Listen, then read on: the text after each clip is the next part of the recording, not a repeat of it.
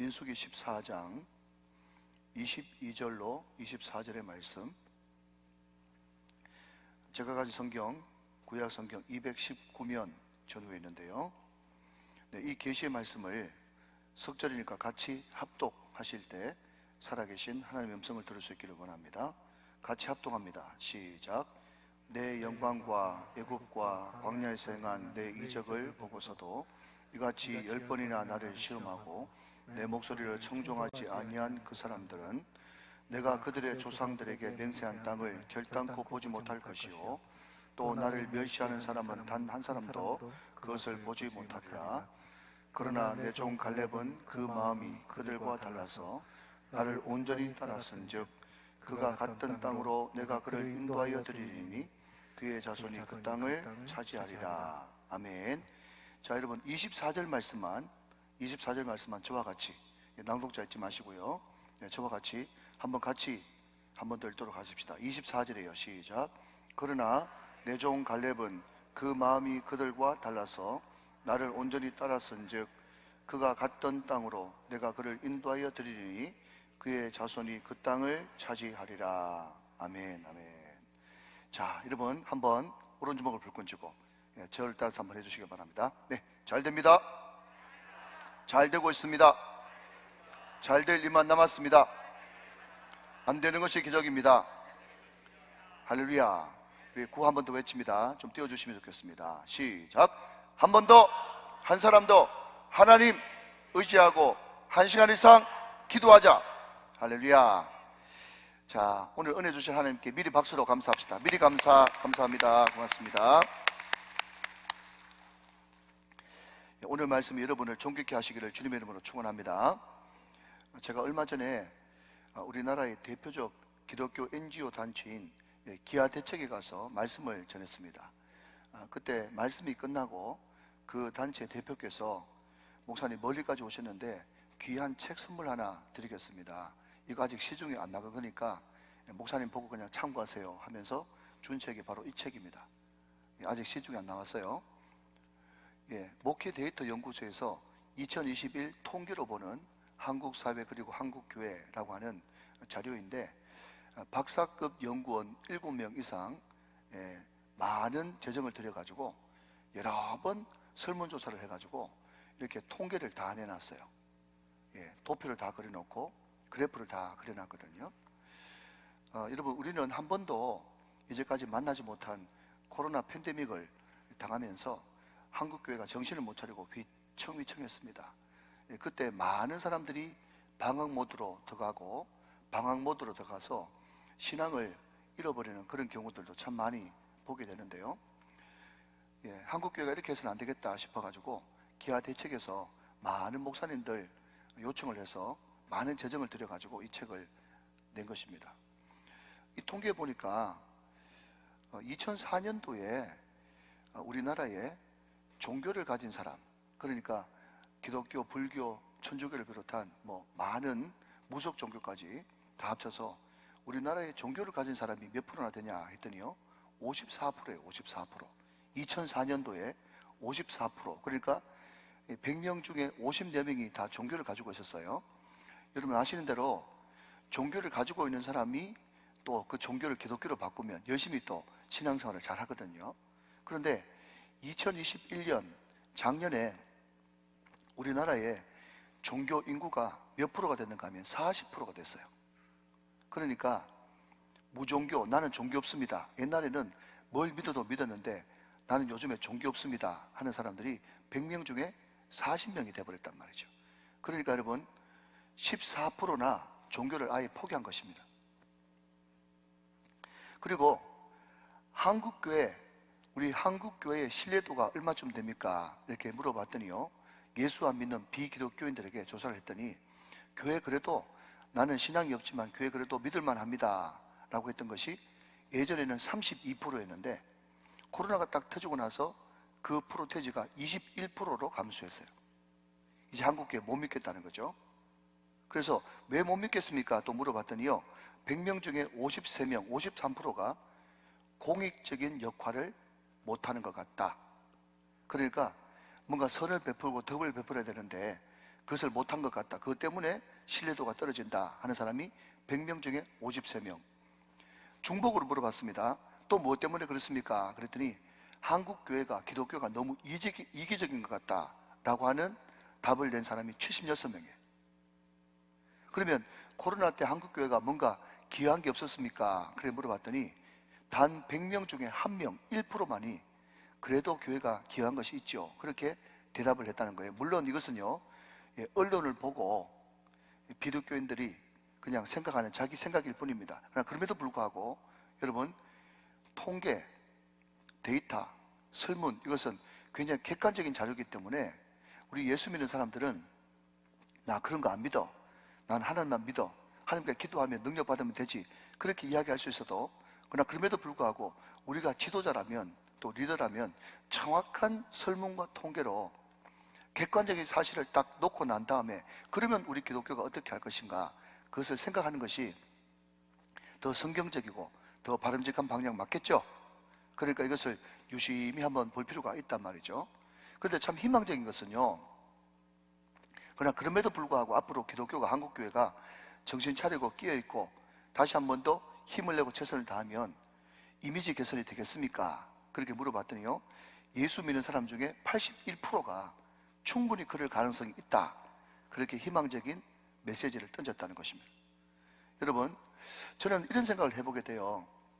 두 가지인데요. 하나는요, 이제 예수 안 믿는 사람들이 예수 믿는 사람들을 오히려 걱정하는구나, 그런 생각을 하게 됐고요. 또 하나는요, 예수 안 믿는 사람들이 교회를 향해서 자꾸 손가락질을 하고 질책을 하고 지탄을 하는 것은요, 그러나 그럼에도 불구하고 아직까지 애정이 있기 때문에 그렇게 하는 것입니다. 여러분, 그런 말 들어보셨습니까? 사랑의 반대말은 미움이 아니라 무관심이라고요. 만약에 한국교회에 전혀 소망이 없고 기대하는 것이 전혀 없으면요, 너 어떻게 행동하거나 말거나 네가 알아서 해라 하면서 던져놓죠. 그런데 이렇게 욕을 하고 지탄을 하고 손가락질을 하는 것은 그래도 아직까지 한국교회가 뭘 좀 해줬으면 좋겠고, 그래도 한국교회가 소망이 있기 때문에, 기대감이 있기 때문에 이렇게 하는 것입니다. 사랑하는 여러분, 이때가 바로 골든타임인 것이죠.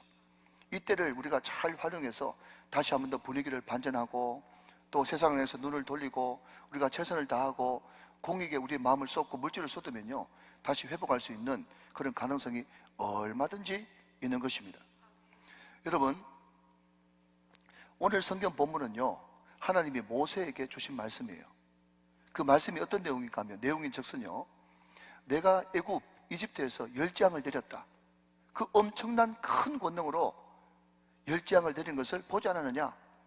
너희가 나의 영광과 이렇게 큰 능력과 이적을 보고서도 그럼에도 불구하고 광야에서 10번이나 나를 시험하고 길 때문에, 물 때문에, 먹고 사는 문제 때문에 나를 이렇게 원망하고 비판하고 불평할 수 있느냐? 그렇게 비비몸을 한 사람은 한 사람도 내가 너에게 주리라고 맹세한 그 땅에 들어가지도 못할 뿐더러 보지도 못할 것이다, 그렇게 질책하는 장면이 오늘 본문의 내용이에요. 그러나 여러분, 그럼에도 불구하고 하나님은요, 희망의 한 사람을 본 것입니다. 그 사람이 누굽니까? 갈렙이에요. 자, 여러분, 오늘 본문 24절 말씀 같이 한번 보실까요? 24절, 그러나가 중요합니다. 내 종 갈렙은 그 마음이, 그 다음 그들과 어때서요? 달라서, 동그라미, 나를 온전히 따랐은즉 그가 같은 땅으로 내가 그를 인도하여 드리리니 그의 자손이 그 땅을 차지하리라 그랬습니다. 자, 여러분, 제가 앞에 부정적인 통계를 내놨어요. 우려돼요, 걱정됩니다. 그러나 그럼에도 불구하고 여러분, 우리가 이 어려운 상황 가운데도 역전시킬 수 있는 유일한 길은 뭔가 하면요, 갈렙처럼 달라서가 있어야 되는 거예요. 달라지면 회복되어집니다. 여러분, 저는요, 성경처럼 생각하고 있는 몇 가지 세상적인 억구가 있는데, 여러분, 그 유명한 처칠경이, 영국의 처칠 수상이 했던 말이 뭔가 하면, 위기를 만났을 때 리더는 변하면 살고 안 변하면 죽는다, 그런 이야기를 했어요. 여러분, 잘 간직하시기 바랍니다. 여러분, 위기 앞에서 뭐 하면? 변하면, 변질이 아니라 좋은 방향으로 변하면 살고 안 변하면 죽는 거예요. 여러분, 변한다는 것이 뭡니까? 다르다는 거죠. 뭔가 다르다는 거예요. 여러분, 로마서 12장 2절 말씀에 보면 이런 말씀이 나옵니다. 어떤 말씀이 나옵니까? 너희는 이 세대를 본받지 말고 그랬습니다. 너희는 이 세대를 본받지 말래요. 여러분, 본받지 말라, 이 본이 뭔지 아세요? 여러분, 본은요 틀이에요, 틀. 여러분, 옛날에 양복점이나 양장점에 가면요 본이 있어요. 본이 있어가지고 그 본을 하나 딱 만들어 놓으면요 그 본을 딱 갖다 대놓고 똑같은 사이즈로 똑같은 크기로 계속 똑같은 천을 만들어낼 수 있는 것입니다. 그러니까 본이라는 것은 이 세상에 흘러가는 형태입니다. 이 세상은 지금 어떻게 생각하고 어떻게 말하고 어떻게 행동하는 그 본이 있단 말이죠. 그런데 우리 믿는 사람들은요 가장 먼저 해야 될 일은 뭔가 하면 이 세상을 본받지 않는 것입니다. 달라지라는 것이죠. 달라지라는 것이에요. 뭐가요? 말이 조금이라도 다르고 행동이 조금이라도 다르고 생각하는 자체가 조금이라도 달라야 된다, 그 이야기를 지금 하고 있는 것입니다. 그럼 제가 금요일 날 이런 이야기를 했습니다. 우리는 두 가지 세계관이 있다고 그랬어요. 사람들은 항상 무엇을 보느냐, 무엇을 생각하느냐, 어떤 마음을 먹고 있는가에 따라서 그것이 기준이 되고 선이 되는데, 여러분, 세계관은 두 가지 정도가 있다고 그랬어요. 하나는 인본주의 세계관이 있고요, 또 하나는 신본주의 세계관이 있습니다. 인본주의는요 자기가 모든 것의 중심이에요. 자기가 옳으면 옳은 것이고 자기가 선하면 선한 것이에요. 이것은 인간적이고 마귀적이고 세상적입니다. 그러나 그럼에도 불구하고 여러분, 신본주의는요 항상 하나님이 기준이고 말씀이 기준이기 때문에 세상 사람들이 어떻게 살아가든지 말든지 나는 하나님의 말씀 따라 하나님 중심으로 살아갈 것이다, 그것이 신본주의예요.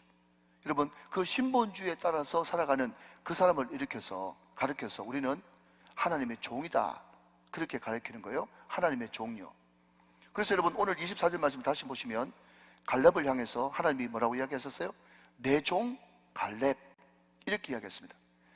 여러분, 근데 여기에 나오는 종이라고 하는 이 단어가 이 신약으로 넘어가면요 일꾼이라는 단어로 바뀌어집니다. 일꾼이요. 여러분, 그 일꾼이라고 하는 단어가 제가 헬라 원문을 찾아봤더니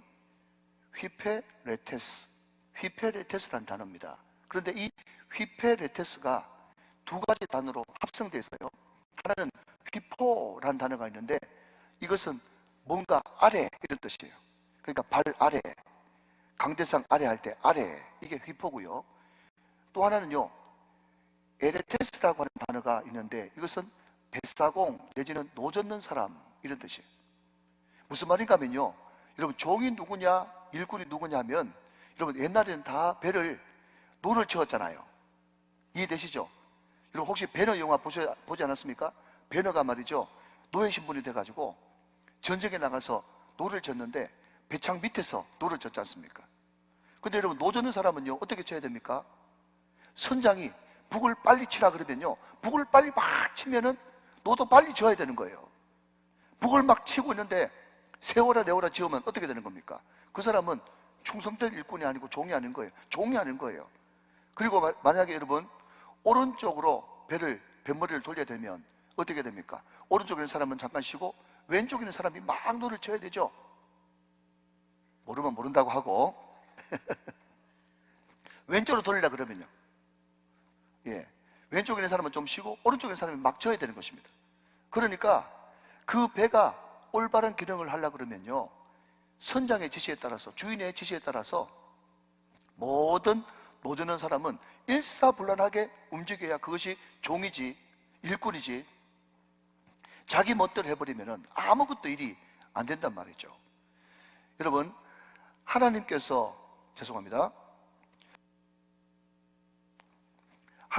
갈렙에게 콕 집어서 내 종이다, 콕 집어서 내 종 갈렙은 마음이 다르다 라고 했던 이유는 뭔가 하면요, 항상 갈렙의 마음 중심은 자기가 우선순위가 아니고 자기가 중심이 아니라 항상 누가 중심이라고요? 하나님 마음이 중심이고 하나님의 뜻이 중심인 그 마음이 딱 있었기 때문에 하나님의 모세를 통해서 콕 집어서 갈렙, 콕 집어서 내 마음에 합한 자라고 말씀했다 하는 것입니다. 여러분, 구약을 여러 가지로 요약할 수 있겠지만 구약의 가장 중심되는 성구는요 레위기 11장 45절 말씀입니다. 자, 앞을 한번 보실까요? 나는 너희 하나님이 되려고 너희를 애굽 땅에서 인도하여 낸 여호와라. 시작. 내가 거룩하니 너희도 거룩할지니라. 여러분, 구약 전체의 주제가 거룩이에요. 그럼 거룩을 여러 가지로 설명할 수 있겠지만 거룩은 한마디로 구별되는 거예요. 여러분 한번 따라 하실까요? 거룩은 구별이다. 시작. 거룩은 구별이에요. 거룩은 구별되는 겁니다. 이것을 다른 말로 바꾸면 다르다는 거죠. 다르다는 거죠. 제가 왜 자꾸 구별을 이야기하고 다르다는 이야기를 하는 것입니까? 내 종 갈렙은 그 마음이 그들과 달라서, 이게 오늘 설교 주제잖아요. 달라야 된다는 거죠. 달라야 된다는 거죠. 자, 여러분, 거룩과 구별하면요, 저는 제일 먼저 생각나는 단어가 나실인입니다. 나실인. 여러분, 우리가 민수기를 배울 때 나실에 대해서 들었어요? 나실인들은요, 일정 기간 나실인도 있고 영구 나실인도 있어요. 그럼에도 불구하고 그들은요, 똑같이 세 개를 하면 안 됩니다. 첫 번째는 뭐죠? 독주 마시면 안 되고, 두 번째는 머리카락 자르면 안 되고, 세 번째는 시체 죽음에 손대면 안 되는 거예요. 여러분, 이게 무엇을 의미하는가 하면요, 독주를 마시지 않는다는 것은 나는 세상에 취하지 않겠다, 세상과 구별되겠다, 그 뜻이고요. 머리카락을 자르지 않는다는 말은요, 내 위에 머리 대신 하나님이 계시다, 하나님이 내 권위시다, 이런 뜻이고요.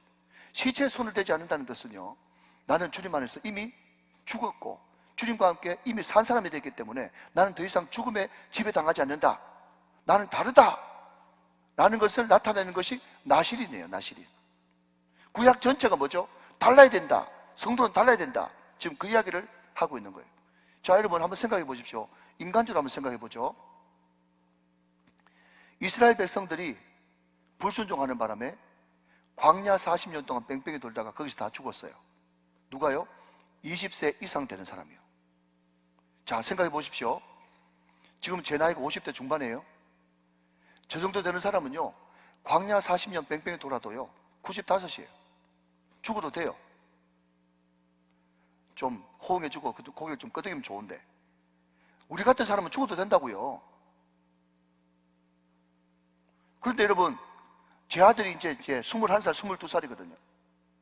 제 아들은 40년 동안 죽으면, 뺑뺑이 돌다가 죽으면 몇 살밖에 못 사는 겁니까? 60살밖에 못 사는 거예요. 얼마나 이러면 안 됐고 불쌍해요. 사랑하는 여러분, 솔직히 이제까지 하나님을 그토록 시험하고 원망하고 불순종한 것만으로 충분하니까 다른 사람은 모르겠고, 오늘 이 주일날 예배 나온 여러분들은 좀 다르게 사시길 바랍니다. 오늘 실시간으로 예배 드리시는 우리 모든 성도님들은 다른 사람은 몰라도 여러분만큼은 이 예배를 드리고 좀 다르게 사시길 바랍니다. 이 다르게 사는 것이 특별한 것이 아니고 너무나 예수 믿는 사람으로서 당연한 이야기다 하는 것입니다. 여러분, 베드로전서 2장 9절 말씀 같이 한번 보실까요? 너희는 택하신 족속이요 왕같은 제사장들이요 거룩한 나라요 그의 소유 같은 백성이니, 이는 왜냐하면 너희를 어두운 데서 불러내어 그의 기이한 빛에 들어가게 하신 이의 아름다운 덕을 선포하게 하려 하심이라 그랬어요. 자, 좀 띄워내오십시오. 하나님께서, 예수 그리스도께서 자기의 피값, 값비싼 대가를 치르면서 우리를 택하신 족속이요 왕같은 제사장들이요 거룩한 나라요 그의 소유된 백성으로 삼으신 이유가 뭡니까? 그 이유는 뭔가 하면요, 그 주님의 아름다운 덕을 나의 달라진 삶의 모습을 보면서 세상 사람들에게 선포하기 위해서 우리를 불렀다는 거예요. 여러분 믿으십니까 여러분? 하나님이 우리를 부르신 목적이 바로 이거예요. 하나님이 그 값비싼 핏값을 주고 우리를 사셔서 우리를 택하신 족속, 왕같은 제사장, 거룩한 나라, 그의 소유된 백성으로 삼으신 단 한 가지 이유가 뭔가 하면, 예수 닮은 모습으로 우리를 변화시키셔서 우리로 하여금 세상의 빛으로 아름다운 덕을 선포하기 위해서 우리를 부르셨다는 거예요. 여러분, 그렇기 때문에 우리는 당연히 다르게 살아야 되는 것입니다. 구별된 삶을 살아야 되는 것입니다. 사랑하는 여러분, 우리 기독교가 땅에 떨어지고 있습니다. 기독교의 신뢰도가 땅에 떨어지고 있습니다. 이것을 회복시킬 수 있는 유일한 길은 뭐라고요? 달라야 된다. 갈렙이 그들의 마음과 달라서. 사랑하는 여러분, 오늘 이 다름이 저와 여러분 가운데 충만하시기를 주님의 이름으로 축원합니다. 축복합니다. 자, 그렇다면 말이죠, 갈렙이 다른 사람과 뭐가 달랐다고요? 마음이 달랐다. 마음이 달랐다. 그래서요, 그러면 그 마음이 뭘까 하는 것입니다. 자, 여러분, 첫 번째는 달라야 된다. 두 번째는 마음이 달라야 되는데 그 마음이 뭘까 하는 겁니다. 자, 여러분, 마음 하면요, 보통 히브리 말로 레브라는 단어를 써요. 레브. 그래서 제가 몸담았던 교회가 교육관에 이름이 있는데 엘레브예요. 엘레브. 엘은 뭐죠? 하나님이요. 레브는요, 마음이에요. 하나님의 마음, 이런 뜻이거든요. 그러니까 여러분, 성경에 등장하는 마음이라는 단어의 90% 이상이 레브라는 단어를 씁니다. 레브. 그런데 여러분, 제가 똑같이 레브라는 단어를 썼으면 여러분한테 이 마음을 소개할까요? 아니에요. 여기는요, 마음인데 전혀 다른 단어를 씁니다. 여기에 이 마음을 어떤 단어로 쓰는가 하면요, 그 유명한 루아흐라는 단어를 써요. 흙으로 사람을 지으사 그 코에 뭐를? 생기를. 그 생기, 생령, 이게 뭔가 하면 숨, 영, 바람, 이게 루아흐거든요. 그러니까 여러분, 오늘 이 민수기 14장 24절에 이 그 마음이 달랐다 하는 이 마음을 보통 모든 단어는 레브란 단어를 쓰는데 오늘 우리 본문은 루아흐라고 하는 영이란 단어를 쓴단 말이에요. 그러니까 여러분, 오늘 이 14장 24절의 말씀을 원문 더 가까이 번역하려고 그러면요, 이렇게 번역하면 됩니다. 그러나 내 종 갈렙은 그 영이 그들과 달라서, 이렇게 번역하는 것이 더 맞아요. 자, 여러분, 그러면 한번 대답해 보십시오. 여러분, 영이 뭐죠? 영혼이 어떤 장소입니까? 하나님과 교제하는 장소죠. 여러분, 예수님이 여러분 영에 지금 함께 계십니까? 아멘. 여러분, 이것을 부인하면 예수 믿는 사람 아니죠? 하나님이 거하는 장소가 영이에요. 하나님과 관계된 장소가 영이란 말이에요. 그런데 여러분, 오늘 본문은 뭐라고 얘기하는가 하면 내 종 갈렙은 그 영이 그들과 다르대요. 자, 여러분, 다 들어보십시오. 여러분, 그 당시에 원망불평했던 모든 사람들은요, 예수 안 믿는 사람 아닙니다. 하나님을 안 믿는 사람 아니에요. 다 믿어요. 그러나 그럼에도 불구하고 그들의 영이 하나님과 관계되는 정도는 이 정도예요.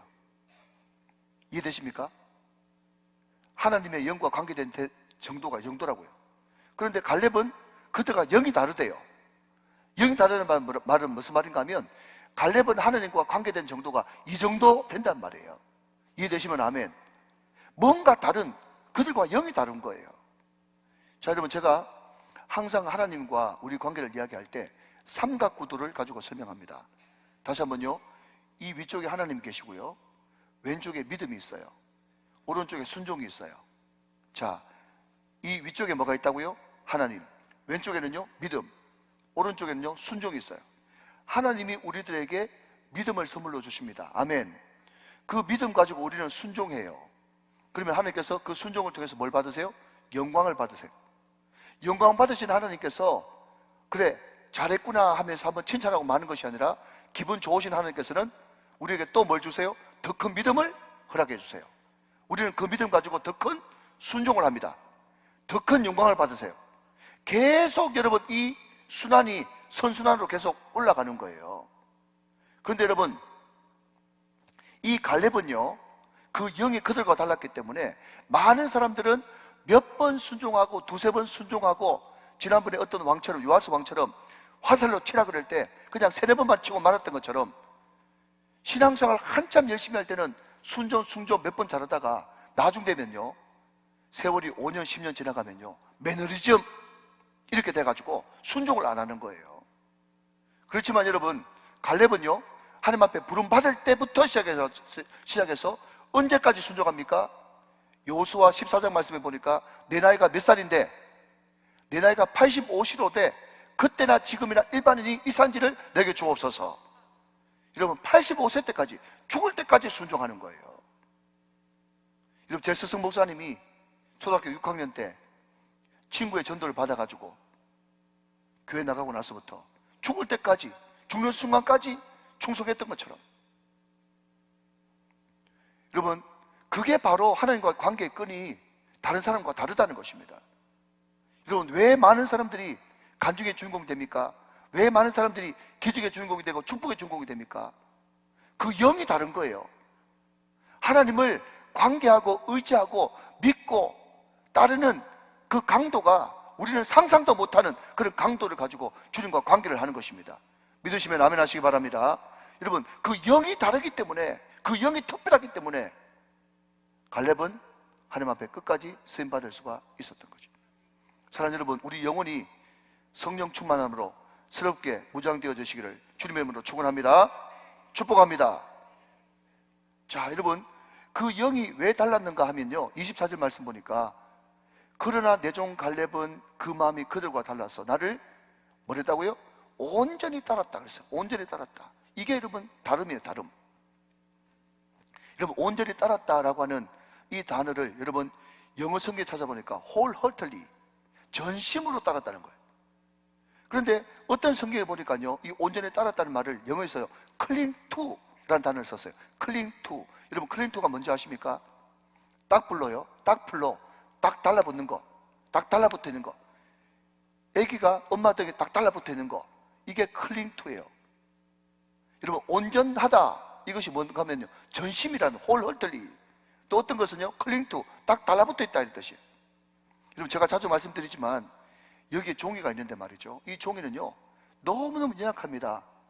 얼마든지 구길 수 있고요, 얼마든지 찢을 수 있고, 얼마든지 여러분 구멍 뚫을 수 있는 것이 이 연약한 종이에요. 여러분 아시다시피 성경 말씀에 우리 인간을 뭐로 표현한지 아세요? 벌레에 표현합니다. 한낱 벌레다. 너희들은 안개야. 너희들은 연기야. 너희는 마른 막대기야. 심지어 타다만 부직갱이야. 이런 맞습니다. 우리는 벌레만도 못합니다. 여러분, 종이장이에요. 우리는 안개입니다. 연기예요. 막대기예요. 우리는 부직갱입니다.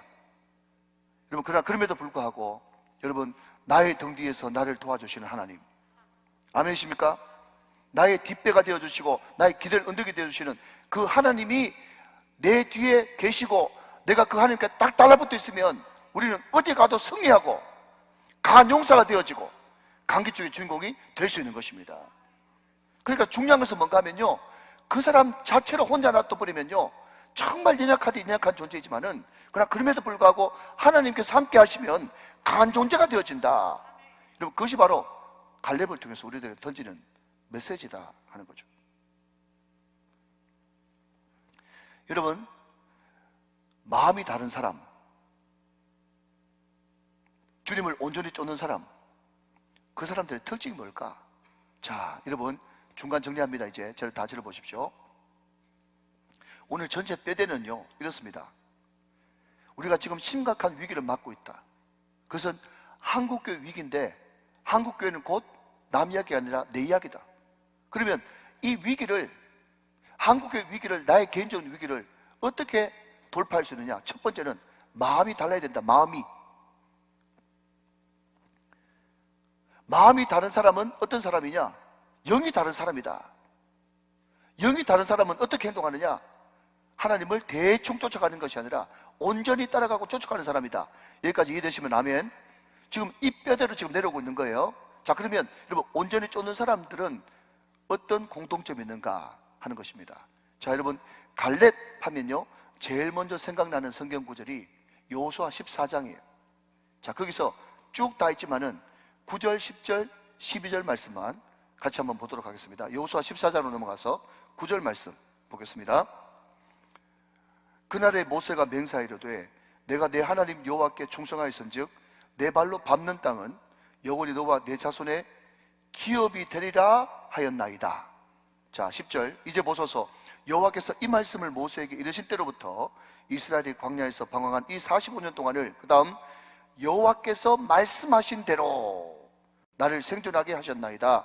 오늘 내가 85세로 돼. 자, 앞을 보시면서 12절 다 같이 읽어주세요. 시작. 그날에 여호와께서 말씀하신 이 산지를 지금 내게 주소서. 당신도 그날에 들으셨거니와 그곳에는 아낙 사람이 있고 그 성읍은 크고 견고할지라도 여호와께서 나와 함께 하시면 내가 여호와께서 말씀하신 대로 그들을 쫓아내리이다 하니. 그랬어요. 자, 이번 무슨 말입니까? 마음이 다르고, 그 마음이 영인데 영이 다르고, 영이 다른 사람은 하나님 앞에 따라가는 그 강도, 순종하는 강도가 다른데 온전히 따랐단 말이죠. 온전히 따랐어요. 하나님께 딱 달라붙어 있어요. 그 사람들의 특징은 뭔가 하면요, 여러분, 그 땅에 아낙 자손이 있든지 말든지, 그 땅이 헤브론 산지 여러분 바이산이든지 말든지 상관없이 하나님께서 말씀하셨으니까 나는 그 환경과 상황을 믿는 것이 아니라 나는 말씀만 믿고 쫓아간다. 여러분, 이게 영이 다른 사람들, 온전히 쫓아가는 사람들의 특징이에요. 믿으시면 아멘 하시기 바랍니다. 여러분, 너무 명확하잖아요. 너무 명확하잖아요. 말씀이 너무 정확하잖아요. 다시 여러분 강조합니다. 우리 마음이 달라야 됩니다. 우리 영이 새롭게 돼야 됩니다. 하나님을 쫓아갈 때 대충 쫓아가는 것이 아니라 온전히 쫓아가야 됩니다. 그러면 온전히 쫓아가는 사람은 어떤 사람이냐? 말씀만 쫓아가는 사람이란 말이죠. 자기 경험이 아니에요. 자기 경험이 아니에요. 여러분, 요즘 아이들이요 제일 싫어하는 말이 뭔지 아세요? 아빠 엄마가 또 앉혀놓고 하는 말이 내가 다 해봤는데, 이런 이야기요. 내 때는 나 때 제일 싫어요. 나 때 제일 싫어한다고. 여러분, 그런 이야기 하지 마세요. 여러분, 저도 외국에 좀 다녀봤으면 다녀봤다는 사람이거든요. 근데 가만 꼽아보니까 전 세계 5분의 1도 못 갔더라고.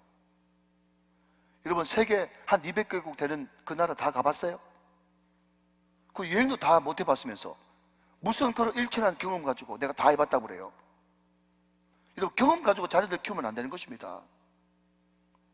제가 여러분 지난 주간에 신방을 했는데 그 고등학교 자녀를 둔 집사님한테 그런 이야기를 했어요. 집사님, 만약에 할 수 있으면 집사님도 기도하고 집사님도 아이들 위해서 상담해 줘야 되지만 아이를 목사님께 자꾸 인도해 주세요. 저한테 말고 중고등부 목사님한테.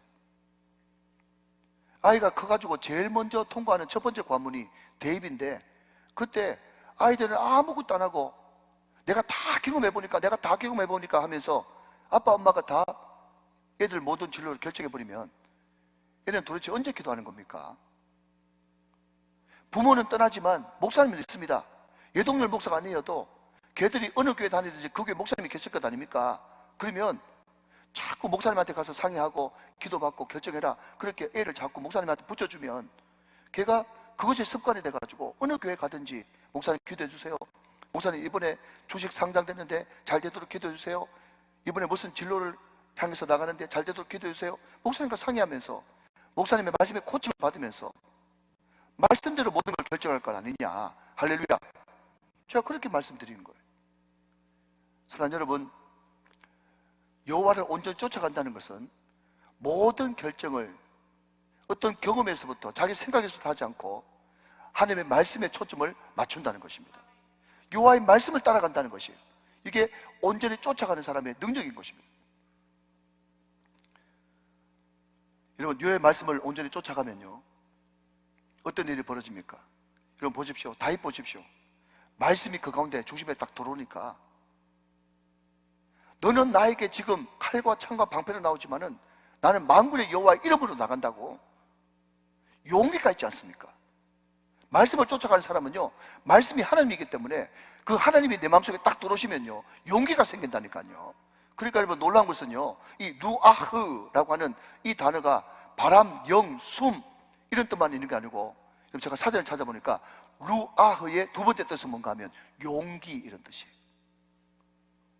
커리지, 용기예요. 여러분 성경 쭉 한번 살펴보십시오.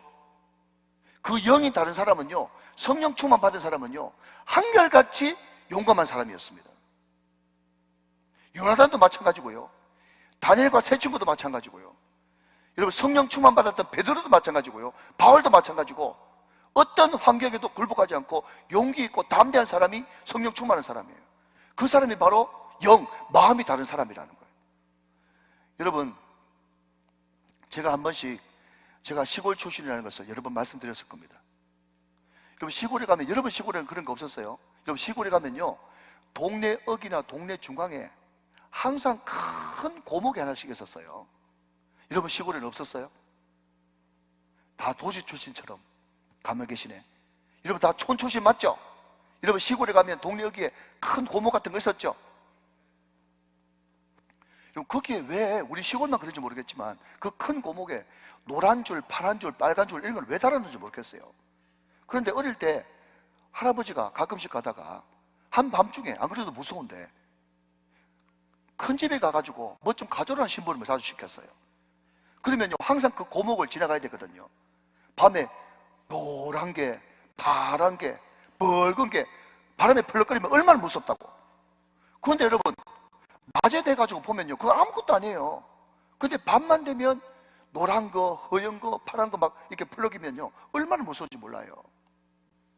이거 무슨 말인가면요 하나님의 마음속에 없으면요 모든 게 다 두려운 것입니다. 사람 대하는 것도 두렵고 직장 생활도 두렵고 세상 사는 것 모든 게 다 두려운 거예요. 그렇지만 여러분 내 영이 달라지고 하나님의 말씀이 내 마음속에 딱 들어오시면요 그 모든 두려움이 사라지게 되는 것입니다. 사랑하는 여러분, 예수 믿는 사람이 누구냐고 물으신다면 예수 믿는 사람은 어떤 것도 두려워하지 않고 어떤 것도 부러워하지 않는 것이 예수 믿는 사람입니다. 왜 그렇죠? 이미 예수로 꽉 찼기 때문에 나는 더 이상 두려운 것도 없고 부러운 것도 없는 거예요. 이런 은혜가 여러분 가운데 넘치시기를 주님의 이름으로 축원합니다. 자, 여러분 이제 말씀 맺어볼게요. 오늘 갈렙은요 모든 사람이 비비원불할 때 자기는 항상 긍정을 말했어요. 왜 그럴 수 있었냐 했더니 마음이 달랐대요. 그 시대 사람들하고 마음이 다른 게 뭐냐 물어봤더니요 영이 달랐다네. 그 영이 뭐냐면 하나님과의 관계가 다른 사람들과 비교할 수 없을 만큼 끈끈하게 딱 맺어져 있으니까 갈렙은 어떤 상황 앞에서도 어떤 환경 앞에서도 두려워하지 않고 담대하게 이 산지를 내게 주시옵소서 선포할 수 있었다는 거죠. 사랑하는 여러분, 그런 사람에게 주시는 하나님의 축복이 뭐냐? 자, 여러분 24절 말씀 한 번 더 보겠습니다. 오늘 보면 24절 말씀 한 번 더 읽고 마무리하겠습니다. 자, 보세요. 그러나 내 종 갈렙은 그 마음이 그들과 달라서 나를 온전히 따랐은즉 그가 갔던 땅으로 내가 그를 인도하여 드리리니 그 다음 그의 자손이 그 땅을 차지하리라 그랬어요. 자, 여러분 그 땅을 차지하리라 그러면요 여러분들이 평소 때 아멘을 안 하시다가 아멘 잘하셨어요. 집사님 아멘 잘하셨는데 그 땅을 차지하리라 그러면요 아멘이 크게 나와요. 우리는 기본적으로 땅을 좋아하거든요. 부동산. 자, 그런데 여러분 물론 하나님께서 필요하시면 여러분 돈도 주시고 땅도 주시고 주십니다. 그런데 저는 그 땅을 차지하리라, 그 땅을 차지하리라 이것이 도대체 무슨 뜻인가 혼자 묵상을 해본 거예요. 여러분 이 말씀을 묵상하니까 갑자기 제가 몇 주 전에 설교했던 로마서 8장이 생각나더군요. 여러분 로마서 8장에 뭐라고 이야기하는가 하면 자기 아들까지 아끼지 않고 내어주신 그 하나님이 어찌 그 아들과 함께 이 모든 것을 너에게 주시지 않겠느냐 그렇게 말씀하셨어요. 근데 이 모든 것 할 때 우리는 또 땅을 생각하고 주식을 생각하고 현금을 생각하는데 그 다음 절 봤더니 이 모든 것은 뭐라고요? 아들의 형상이에요. 기억나시면 아멘. 하나님 아들의 형상, 예수 점점 닮아가는 것. 그러니까 여러분 이 세상에서 예수 믿는 사람들이 누릴 수 있는 가장 큰 축복은 점점 예수님 닮아가는 것입니다. 아들의 형상 닮아가는 것이에요. 여러분 같은 맥락에서 그 땅을 차지한다는 말은 무슨 말인가 하면요 우리가 그 땅을 이미 차지했기 때문에 천국이 내 마음속에 들어와 있기 때문에 아까 말씀드린 것처럼 우리는 세상 어떤 것에도 마음을 뺏기지 않는 것이에요. 찬송가 94장이죠 옛날에 102장인데 주 예수보다 더 귀한 것은 없네. 여러분 그 찬양 보면 2절 가사에 뭐라고 얘기합니까? 세상 어떤 명에도 내 마음을 빼앗지 못한다는 거예요. 예수에게서 내 마음 빼앗지 못한다는 거예요. 여러분 그것이 바로 땅을 차지하는 것입니다. 여러분 믿으시면 아멘. 많은 사람들이 근심과 염려, 걱정에 내 마음이 뺏겨버려요. 어떤 상황만 좀 달라지면요 마음속에 끊임없이 두려움이 솟아납니다. 그렇지만 여러분 내가 마음이 다르고 영이 다르고 주님을 온전히 쫓고 말씀이 내 삶의 기준이 되어지고 갈렙처럼 그 영이 다른 사람은요 이미 예수로 충분하기 때문에 말씀으로 충분하기 때문에 이미 그 땅을 차지했기 때문에 우리는 어떤 것도 부럽지 않고 어떤 것도 두렵지 않은 것입니다. 여러분 이런 사람만이 세상을 이기고 승리할 수가 있는 것입니다. 오늘 여러분 민수기 14장 24절 이 말씀을 꼭 기억하면서 같이 기도하시죠. 하나님 달라지게 하여 주옵소서. 뭔가 달라지게 하여 주옵소서. 내가 달라져야 가족권도 하고 영혼권도 합니다. 달라지게 하옵소서. 이 세상을 본받지 말게 하여 주옵소서. 내 영이 달라지게 하옵소서. 성령 충만하고 하나님과의 관계가 더 끈끈해지고 주님을 따라가되 온전히 따라가서 주님과 딱 붙어있는 그런 영혼이 되게 하여 주옵소서. 말씀이 내 기준이 되게 하여 주옵소서. 그래서 이미 그 땅을 차지했기에 내 마음이 늘 풍요롭고 세상 어떤 것도 부럽거나 두렵지 않는 사람 되게 하여 주옵소서. 여러분, 이것이 민수기 14장 특별히 24절을 통해서 주시는 하나님의 소원인 것입니다. 하나님의 기대인 것입니다. 오늘 이것이 저와 여러분의 삶의 고백이 되시기를 주 예수 그리스도의 이름으로 축원합니다. 축복합니다.